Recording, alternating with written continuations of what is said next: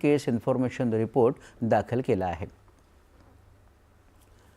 देशात देशभक्तीपर वातावरण तयार होऊन विकसित भारताचं ध्येय साकारण्यासाठी सर्वांनी एकत्र यावं या हेतूनं तिरंगा रॅलीचं आयोजन केलं असल्याचं मुख्यमंत्री देवेंद्र फडणवीस यांनी म्हटलंय।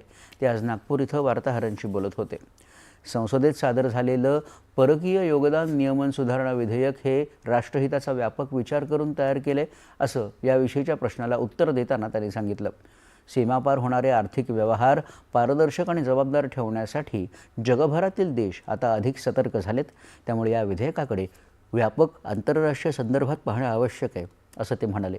परकीय योगदान नियमन कायदा हा कुठल्या विशिष्ट धर्माविरोधात नसून परकीय निधीमध्ये पारदर्शकता यावी आणि याचा वापर देशविरोधी कृत्यांसाठी होऊ नये म्हणून संसदेत हे विधेयक आणलं आहे असं मुख्यमंत्र्यांनी सांगितलं। FCRA बिल आणणं का गरजेचं आहे या स्टेटमेंटवरूनच लक्षात येतं की अमेरिकेतल्या काही लोकांना FCRAचं अमेंडमेंट बिल येत आहे याची मिरची लागली। याचा अर्थ काय आहे? पण मी पुन्हा एकदा सांगतो की केंद्रातलं सरकार सगळ्यांचं म्हणणं ऐकून घेणारं सरकार आहे। हे कुठल्याही एका समुदायाच्या विरोधात बिलकुल नाही। सगळ्या समुदायांना कोणालाही कुठल्याही संस्थेला परदेशातनं डोनेशन घ्यायचं असेल तर FCRAची मान्यता घ्यायची।